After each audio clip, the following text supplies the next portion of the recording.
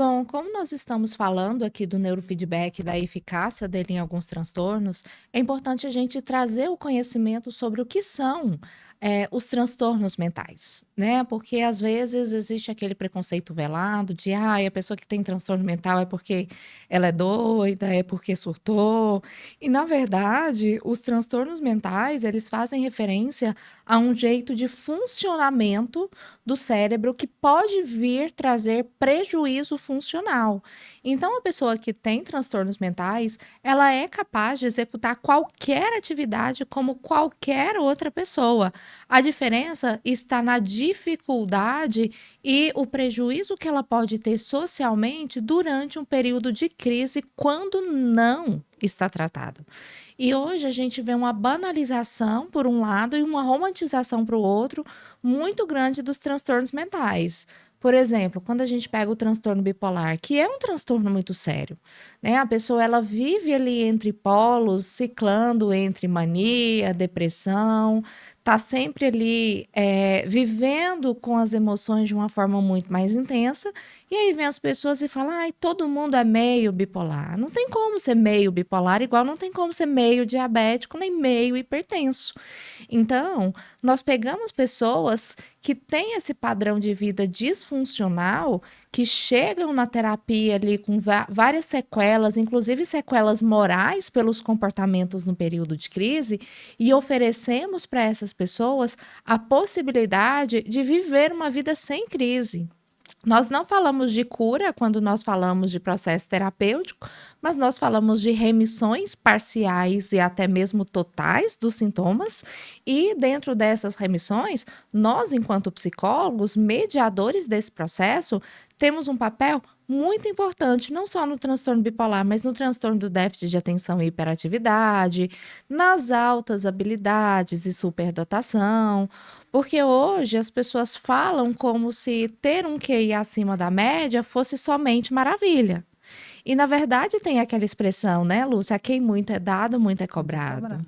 Essa questão, assim, de, primeiro você achar que um traço de personalidade, determina um diagnóstico, não, não é assim. Se você for ler só os comportamentos, você vai achar que você é um monte de coisa.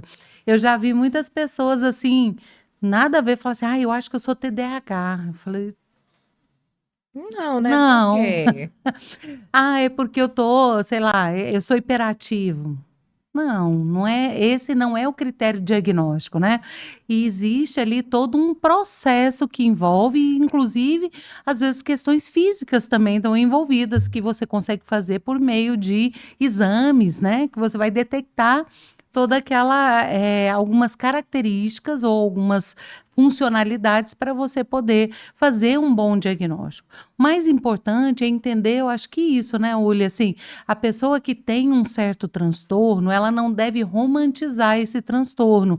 Ela precisa compreender e ele serve como elemento para uma escolha de medicação, se for o caso, para uma escolha de tratamento, se for o caso, mas também para nortear todos esses protocolos, como é o neurofeedback também, um protocolo de intervenção que vai ajudar no processo de trazer a pessoa para uma qualidade de vida, né, em que ele não tenha prejuízos financeiros, econômicos, sociais, emocionais, e que ele possa ali aprender a lidar com aquela realidade, né? De fato, porque muitas vezes não, na maioria das vezes, a pessoa não chega até nós para prevenção de saúde Já mental. chega. Já chega com o prédio em chamas, e é aquela história. Quando o prédio ele está em chamas, o que que eu faço? Primeiro eu apago um incêndio ou primeiro eu vou entrar no prédio em chamas para procurar a Tem faísca? que apagar o Não, incêndio. tem que apagar o incêndio primeiro, porque senão a gente queima junto com o paciente. Então, nesse apagar o incêndio, nós conseguimos detectar, digamos assim, através do neurofeedback, a intensidade e a temperatura do fogo. Ok. E aí, dentro desse processo, nós conseguimos apagar ali esse fogo com a mangueira regulada, adequada, o jato de água apropriado, porque a gente sabe que água no fogo, quando não bem administrada, faz Estragar, né? alastrar o incêndio. Então, quando esse paciente chega, ele já está muito ferido emocionalmente, o cérebro dele já está bem prejudicado, né? Tanto é que ele já chega se dando o diagnóstico. Ele já chega, não, igual a Lúcia pontuou. Não, eu vim aqui porque eu tenho TDAH. E às vezes a história de vida da pessoa é incompatível com o diagnóstico. O que tem ali é um estresse absurdo associado à falta de estimulação neural, porque nós precisamos ser estimulados, igual o exemplo do motor do carro que eu dei. E essa ausência de estimulação acaba colocando a pessoa em estado de repouso. Ou, por exemplo, falta de sono, tá dormindo mal, é lógico que sua atenção vai ficar Vai ficar prejudicada, prejudicada. né? Aí, se você regula ali a parte do sono, por exemplo, às vezes resolve, Hum. né, os sintomas. Os sintomas não significa necessariamente a doença, ele dá pistas para a doença, mas ele não significa a doença em si, né? Significa que tem algo que não está funcionando como deveria funcionar. Então, nisso, o fato de fazer uma psicoeducação também com o paciente faz com que ele compreenda seu próprio Sim. funcionamento. Inclusive, esse paciente que nós estamos tratando com o caso das demências por corpos de Levy, ele não queria obedecer os comandos da terapia de jeito nenhum. Depois que fez o mapeamento, que eu sentei com ele, mostrei por A mais B, falei: está aqui o seu cérebro, ele está dessa cor aqui por causa disso, disso e disso. Essas ondas aqui deveriam estar desse tamanho, e olha o tamanho que está no seu cérebro. Ele viu ali algo mais palpável, e depois disso ele começou a seguir o tratamento. Agora faz caminhada todos os dias, está tendo uma alimentação mais saudável, não dorme mais com a televisão ligada, e até as alucinações já começaram a reduzir, e a resposta ao tratamento também está bem melhor. É importante, né, a gente salientar aí, por exemplo, eu acompanhei uma pessoa borderline, né, que teve um problema seríssimo, porque a família acabou interditando, né? Então a pessoa perdeu a dignidade dela, ela não podia gerir as coisas dela, o banco dela. E ela estava em crise mesmo. Então, ela levou um tempo dentro do processo de crise. Se você, com o neurofeedback, ajuda nessa modulação, ela passa a dormir melhor, absorver melhor, você consegue ajudar a pessoa nesse processo de não perder tudo que ela perdeu, né? Ela teve que lutar na justiça, hoje ela está bem mais estável, medicada, fazendo acompanhamento, mas ela teve que brigar na justiça para voltar a, a administrar a sua vida, né? Sendo que ela é uma pessoa até com mestrado, super inteligente, dinâmica, e ainda está aí na flor da idade, não tem nem 40 anos. Né? E já estava numa situação, às vezes, de não ter o domínio da sua própria vida, né? Então, acho que é importante a gente entender que existe caminhos, né, para a gente buscar trazer de volta, né, esse equilíbrio e uma vida que você consiga lidar com a realidade, porque no caso dela, vem de família borderline, bipolar, desculpa, no caso dela é bipolaridade, a mãe era bipolar, então existe uma hereditariedade e o estresse da vida fez aflorar isso num determinado momento, e aí teve acho que nós levamos aí para estabilizar 4, 5 anos, né, de processo de estabilizar. Hoje, se tivesse o neurofeedback na época, né, talvez a gente conseguisse ter um resultado um pouco mais rápido aí nessa busca desse reequilíbrio, né? Isso, com certeza. E o importante é a gente olhar para o hoje, porque às vezes a pessoa ela chega lá completamente desanimada, ai, mas já tem anos de tratamento que eu tento. Ok, se não deu certo por alguns caminhos, eu já sei por quais caminhos eu não vou dessa vez. Uhum. E a gente não tem nada a perder tentando, né? É importante dar uma chance para o neurofeedback, dar uma chance para a neuromodulação e confiar nos profissionais, estando cientes que nós sabemos o que que nós estamos fazendo. A gente teve uma pessoa perguntando sobre as altas habilidades, né? A questão da alta habilidade, ela gera uma hiperativação de várias áreas. E isso traz uma fadiga mesmo para o cérebro como um todo, né? Então, quando você tem uma pessoa que é hiperestimulada, primeiro, ela entedia muito rapidamente, então você tem problemas aí de manutenção das atividades, né? De foco, determinação, que pode ser visto como isso, mas tem a ver com com esse ou hiperfoco ou né, não ter foco, né, em alguns momentos. Isso, até porque se nós pegamos, por exemplo, igual eu tenho uma paciente de 11 anos que o QI dela é 128. Nós temos uma média de 95 a 105. E uma criança, porque é isso que ela é, uma criança com QI 128, ela tem dificuldade até para encontrar seu lugar no mundo. A escola não é desafiadora, as atividades não são desafiadoras. Por exemplo, um outro exemplo que eu tenho, um paciente que eu fiz avaliação de 4 anos de idade. O QI dele deu 120, com 4 anos. A criança já lê, a criança já escreve e tá lá na escolinha, no jardim, onde tá lá a atividade. Colhe a bolinha na letra A. Aí a criança não para, a criança fica rodando pela sala e correndo e quer sair o tempo E todo. é vista, inclusive, como inadequada, né, para aquele Isso, a ambiente, né? criança teimosa, custosa. Aí a família veio querendo saber se tinha TDAH. Eu falei, não, o que ele tem é uma inteligência gigantesca, que precisa ser redirecionada para fazer com que ele saiba utilizar. Com 4 anos de idade, ainda não é indicado neurofeedback, mas completou 6 anos de idade, já pode começar a fazer. Vamos falar um pouco disso, até para a gente poder fechar, né? A indicação do neurofeedback. Para que o neurofeedback ele é indicado? Então, ele vai servir para todo mundo? Não, ele não serve para todo mundo para qualquer situação.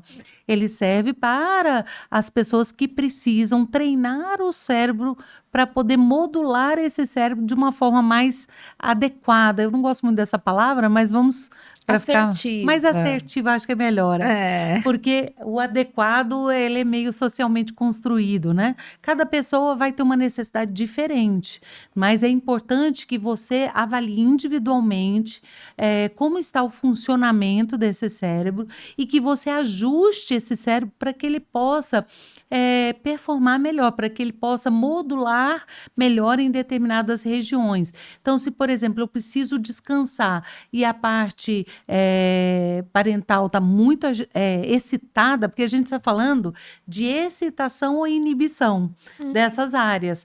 Então, tem áreas que eu preciso excitar e tem áreas que eu preciso inibir e tem áreas que eu preciso manter, estabilizar aquele estímulo. Então, é importante fazer esse movimento e buscar, né, treinar esse cérebro, porque o cérebro é um órgão maravilhoso, porque ele aprende sozinho. Depois que você faz aí 20 sessões, 30 sessões, ele mesmo cria, entende que ele precisa funcionar daquele jeito naquela determinada região. Agora, isso é uma faca de dois gumes, né? Porque do mesmo jeito que ele aprende como fazer certo, ele aprende por repetição. Então, se você faz errado, ele vai começar a fazer errado porque ele aprendeu. Então, ele vai começar a funcionar muito excitado porque você excitou ele durante muito tempo. Então, ele vai replicar aquilo ao longo do tempo. Então, ele precisa reaprender. Opa, peraí, não é assim que eu tenho que funcionar aqui. Eu tenho que funcionar dessa forma. Então, de uma forma geral, ele é indicado para vários transtornos. Ele começou com a parte de epilepsia, né? No início, tem resultados fantásticos com relação à epilepsia. Depois tiveram vários estudos que falam sobre o transtorno, sobre o distúrbio do sono, né, em relação ao sono, de uma forma geral. Depois teve TDAH, não foi? TDAH e estresse pós-traumático. Também é uma área que já tem muita pesquisa e ele tem um resultado muito significativo nessas áreas. E depois ele ampliou para várias áreas, né? Nós temos o neurofeedback sendo aplicados para as doenças degenerativas com uma remissão muito interessante. Temos, inclusive, profissionais especializados só nessa área com o neurofeedback. A parte da depressão também. ele tem ali um resultado assim bem interessante. A ansiedade, ele tem um resultado bem interessante também. A parte da bipolaridade, do borderline, também já existem estudos, são menos um pouquinho, mas ele já está avançando bastante nessa área. E na área de foco, né? A pessoa que quer fazer atletas de alta performance, executivos de alta performance, né? Estudantes de concurso, Estudantes de vestibulando, medicina, postulandos. vestibulandos, né? Então ele ajuda, eu particularmente digo que ele traz vida, né? Uma vida com mais qualidade, né? Ele traz é como se você meio que desse uma reorganizada no seu cérebro para que você pudesse aproveitar todo o seu potencial, né? Então ele começa a usar muito melhor o potencial. E você quer completar alguma coisa em relação aos transtornos, aplicabilidade, Uni? Bom, dentro do neurofeedback, nós lidamos não só com os transtornos que já estão latentes, mas quando a pessoa tem uma predisposição genética e o transtorno ainda não se manifestou, nós podemos treinar esse cérebro para o transtorno não se manifestar, garantindo ali que a pessoa continue com a qualidade de vida que ela tem, Preventivamente, né? trabalhando com essa atenção primária, trabalhando com a prevenção, porque é isso que eu sinto que falta hoje em dia, trabalhos preventivos. Então, só para a gente fechar, existe um laudo que é feito, né, com neurofeedback, é onde você mapeia todas as regiões do cérebro e você vê todo o funcionamento, e ele te dá um laudo bem detalhado desse funcionamento. Com base nisso, é feito todo um protocolo de exercícios que são feitos no mínimo 2 vezes por semana. Se for 3, melhor ainda, porque como é repetição, quanto mais, melhor, mas não pode ser seguido, 2 dias seguidos. Ele tem que ter um certo intervalo entre essa prática. E aí você vai trabalhar isso mais ou menos de 20 a 40 sessões para fazer esse aprendizado, esse treino, esse reaprender do cérebro. E aí, depois, você pode trabalhar outras áreas. Mas o cérebro é tão incrível que você trabalhando uma área, ele meio que ajusta as outras também, Isso. né? Com certeza. E Pode falar de como você usa na sua avaliação, né? Como ele pode sim. completar a sua avaliação Bom, quando eu estou neuropsicológica. fazendo a avaliação neuropsicológica, os testes ele traz para nós as partes das funções executivas, como atenção, memória, cognição, linguagem, competências acadêmicas. E o neurofeedback, através do mapeamento ali que nós fazemos, da anamnese que nós fazemos para ver essa frequência de ondas, nós conseguimos entender o porquê que aquelas regiões estão prejudicadas. Então, a avaliação neuropsicológica mostra o prejuízo e o neurofeedback mostra o porquê desse prejuízo, porque às vezes uma falta de atenção ela tem N fatores, e para cada pessoa ela vai ter uma região ali que está sendo hiperestimulada ou uma região que está aquém da estimulação. Então, é uma ferramenta que vem aí como um bônus gigante, né? E que tem mostrado um alto índice de satisfação, inclusive por parte dos profissionais da área de medicina, que nós já temos esse reconhecimento, e só tem a agregar. Ok. Passou muito do horário?